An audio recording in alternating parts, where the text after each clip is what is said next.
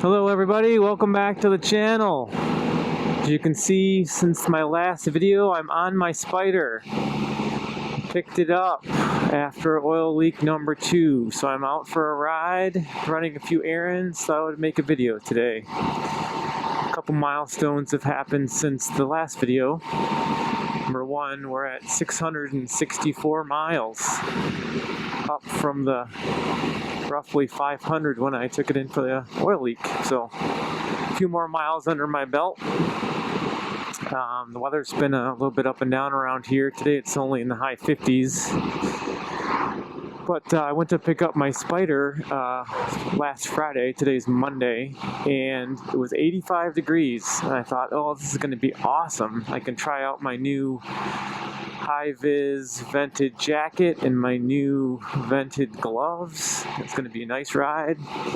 And unfortunately, I didn't go on Friday. The dealership called about 5 o'clock. They close at 6. I'm an hour away, and said, hey, it's done. We just can't get all the panels on today. Can you pick it up in the morning? So I said, sure, no problem. So I went out Saturday, picked it up. Although Saturday, the weather was 55, so about a 30-degree swing, and really windy, 30 to 40 mile an hour winds. So a little bit of a chilly ride, and there was some rain showers. So brings me to my first milestone. When I took the bike in and picked it up, I was kind of in a hurry, and you know what, I got to bite the bullet and get some highway riding under my belt and start that process as a new rider. So yeah, I took the highway, freeway, expressway, all the way out to the dealer and back, so about 110 miles. Wasn't as bad as I thought. I just cruised on down the highway, set the cruise to 70, 73. It was pretty much a non-event. I don't know what I was thinking. Not so blustery. There was a couple of moments when I passed a semi that kind of thought I could die. I'm sure all new riders think that, but I'm passing a semi to get around him, and I'm thinking, wow, if this thing blows a tire or something happens, I'm in trouble. But I'm sure that will ease over time, and I'll get used to negotiating highway traffic. So that was a good thing. Little highway time, a lot more to come on that. The other thing, I was just going to tell you guys, as I'm passing up here on all this traffic, if you're in the southeastern Michigan area, this restaurant here called Baker's up on the right, every Sunday they have a car show, and they will pack in probably 500 or 1,000 cars will be packed in this restaurant, and there's a Dairy Queen across the street. But wow, this place, maybe I'll take you there some Sunday. This place here, packed every Sunday, all summer long. Incredible if you're a car person like I am, to have a good show close by, or a good gathering. So, just a tidbit if you're in southeastern Michigan, outside Detroit. Of course, Detroit's Motor City, so it's everything cars. And today on this little ride, we'll probably go around the GM Proving Grounds. I can show you that. So, but anyway, back to picking up my Spyder. So I checked the radar, and looks clear, and I'm like, awesome. So I head up to get the Spyder and get it out of jail, start my way home. Of course, I hit rain. I'm like, what the hell's going on? The radar shows nothing. I ended up in the 50-ish miles. Wow, I ended up in probably four downpours. So I obviously don't have any rain gear. Didn't think I was going to need it. So I'm like, well, I'm going. And this was all on the highway. I'm like, I got to go.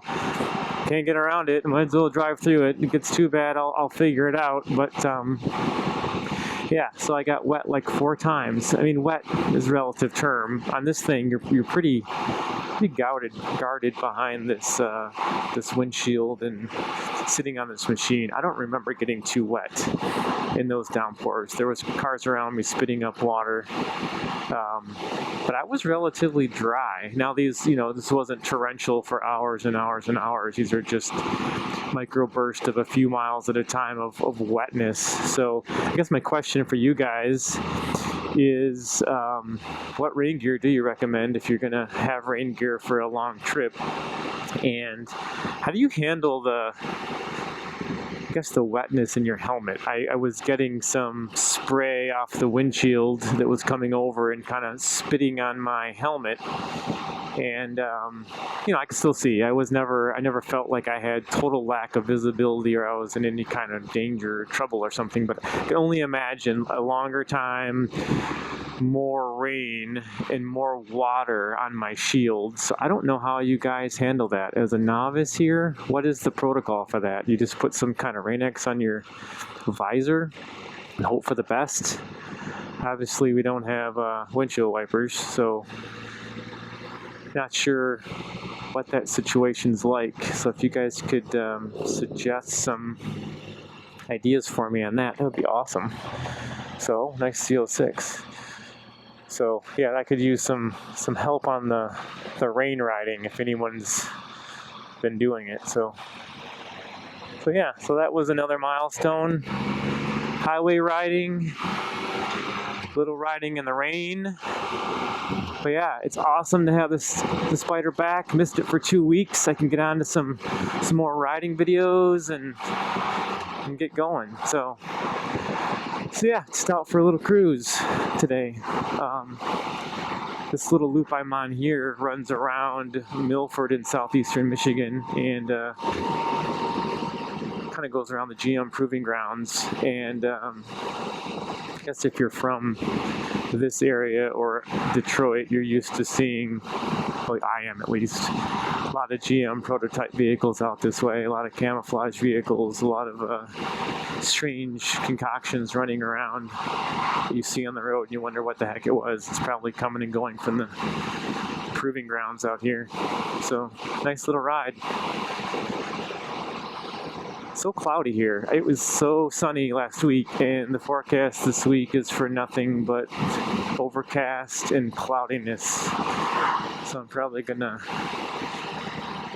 be lacking vitamin D, but holiday weekend coming up, 3-day weekend. What do you guys got planned? Anything good? I think I might try a ride or two to some places you guys might want to see.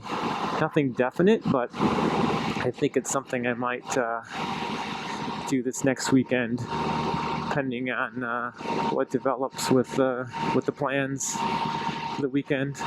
So got that to look forward to. And I was going to say thanks for everybody in the comments section, commenting on all my problems and sharing your insights. It's been really helpful. I appreciate that. Comments have been really nice and fair for the internet these days, so I appreciate that.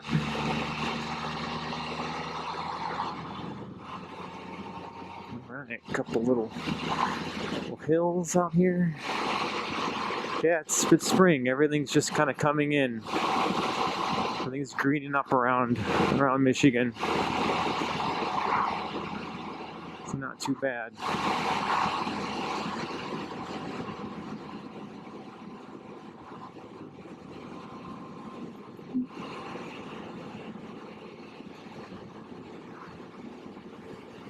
What is that?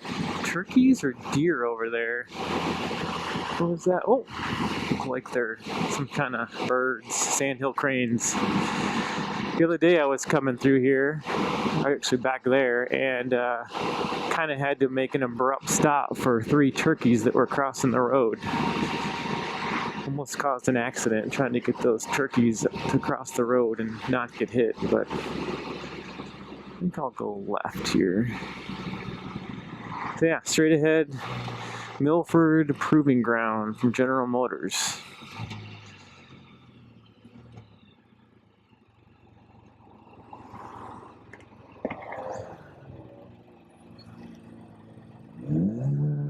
Nice sounding Z06. If you're a Corvette guy, that's what you want to hear. Flat plane crank V8. And look at that, another one coming out. Alright.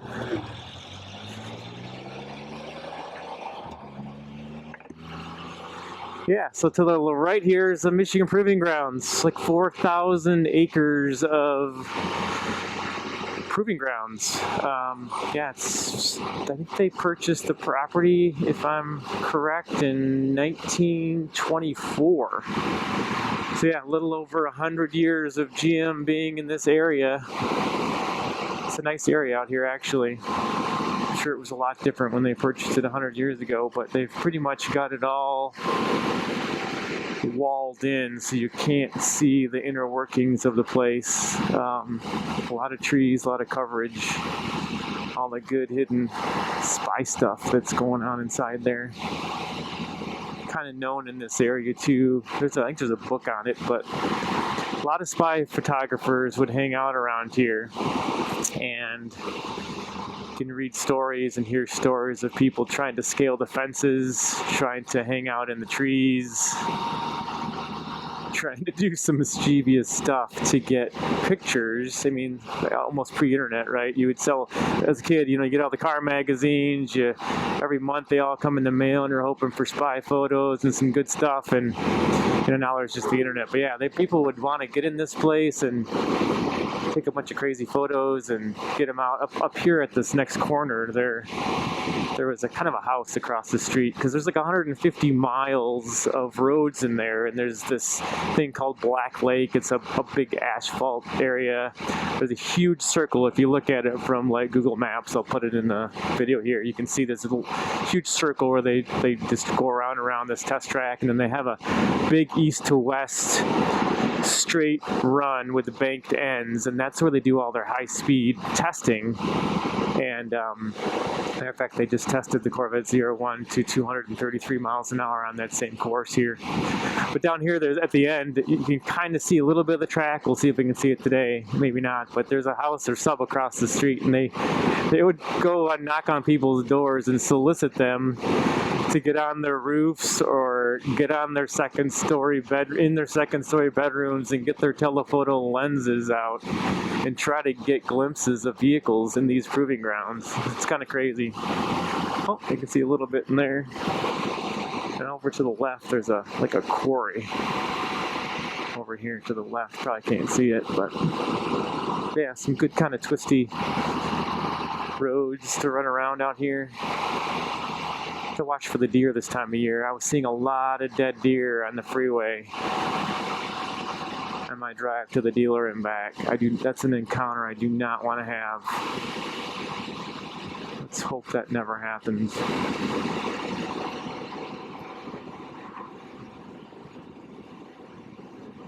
Alright, should be coming up to the other side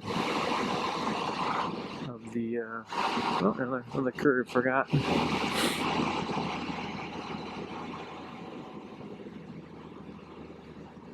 Kensington Road. Let's try this. Should I make a right here? See what we got.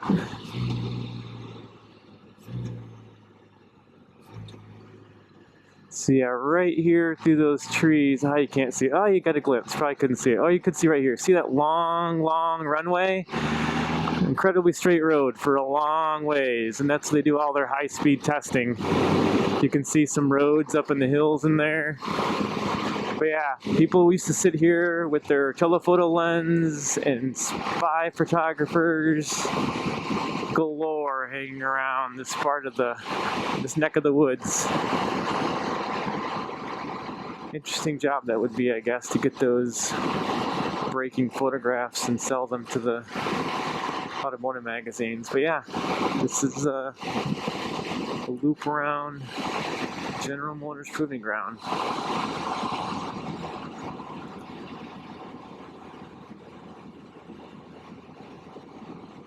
I'm gonna repave the road out here. It's pretty nice. A lot of this road used to be dirt, so I wouldn't really come out this way, even with my cars.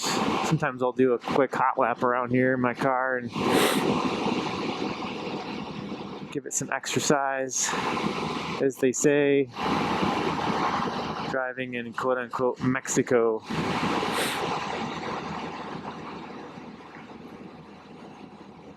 Yeah, not too bad of a day. Oh, what do we got on the road here? Looks like a raccoon.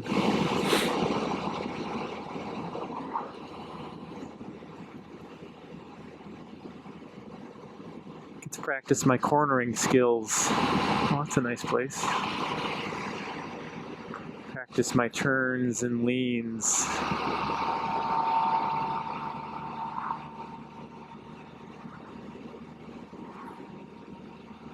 Some nice twisty roads. It's right in the sweet spot of my whine. I don't know if you could hear that just back there at about 50 miles an hour. I could hear what I assume is my belt whine still, but thanks for the comments on that. People seem to think or have commented that whine may go away. I'll keep an eye on it. I was wondering what my belt should look like, and maybe I'll include a picture, but from the rear looking at your belt, is it supposed to be up against the right inside, or is there supposed to be a slight gap? Maybe I'll put a picture in. Provide your comments and let me know what the belt alignment should look like. I have no reason to believe it's wrong. I just, with the whine, I'm like, well, is that something to do with the alignment of the belt, or is it just all normal? And maybe it's all going to go away with some miles. 675 miles, look at that. So we'll see. See what develops. Oh, that guy had a nice car in his garage. Fancy Corvette.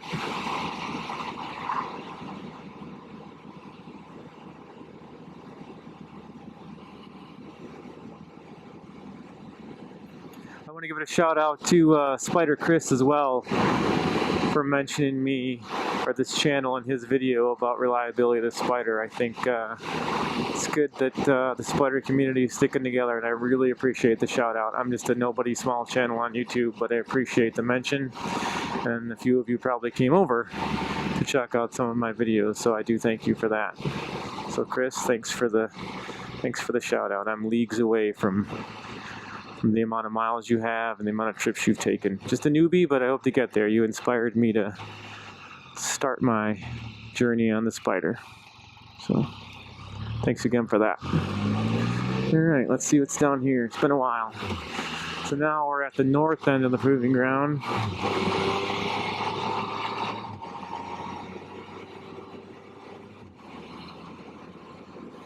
Again, nothing much to see, but just know it's over there.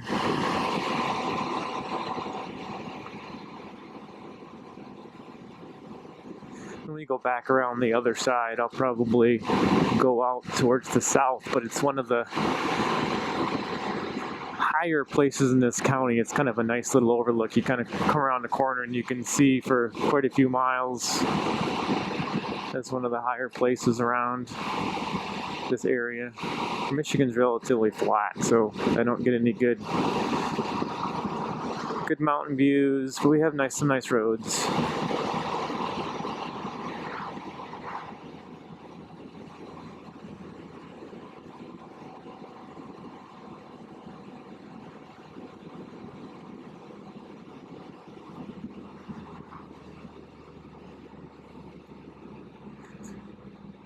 Where's this guy going? Oh, Buick Reatta for sale. I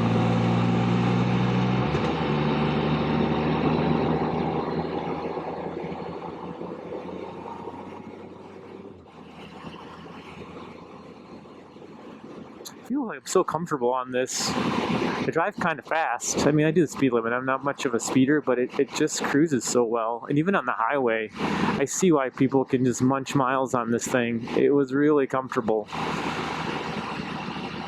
So I find myself getting up to speed and driving almost above the speed limit.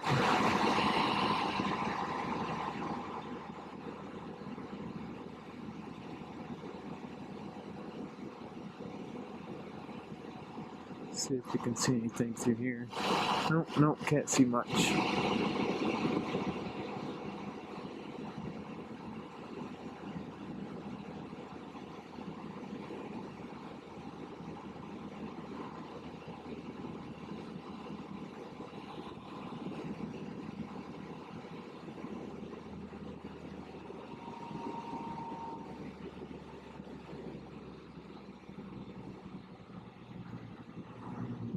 Let's go to the right.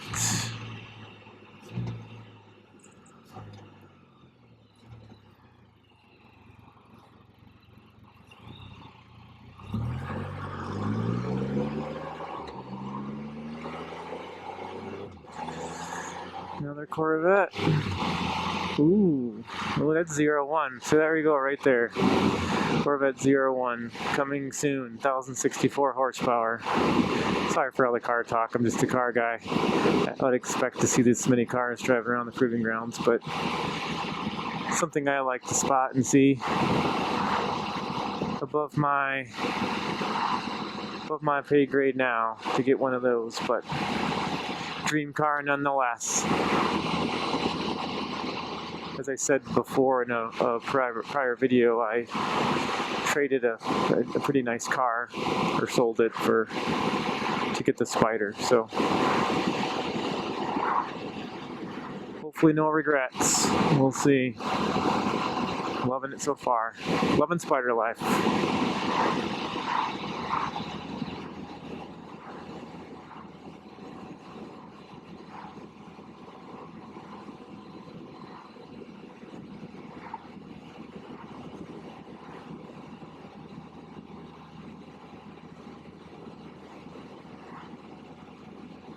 Nice curves.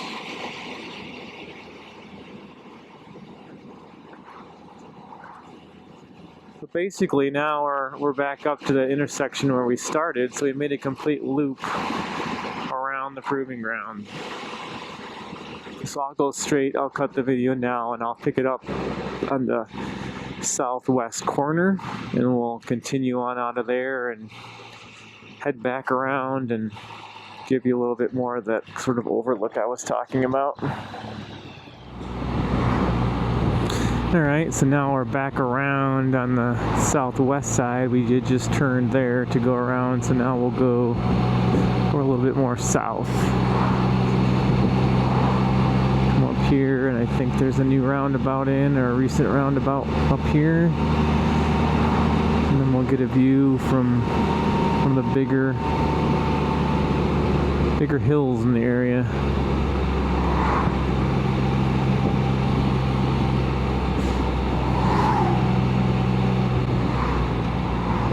Also, I like to do some downshifting on my own. Do you guys do downshifting on your own, or do you just let the machine do everything?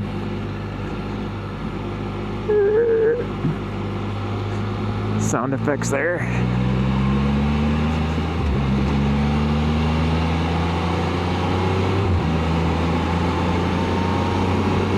Alright, when we come around this corner, we should be, if the camera picks it up, kind of at a pretty high elevation.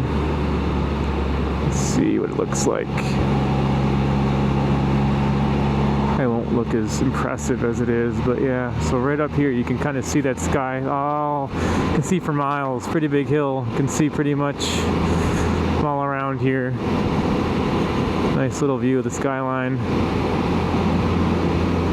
Or the trees. I kind of like that. Nothing too impressive, but something to point out. And great, I got a semi truck up here to deal with, but anyway, that was kind of my ride around the neighborhood and taking you along on a couple errands. But anyway, I will end the video here. Thanks for tuning in, and I will catch you in the next one. Thanks for watching. Bye-bye.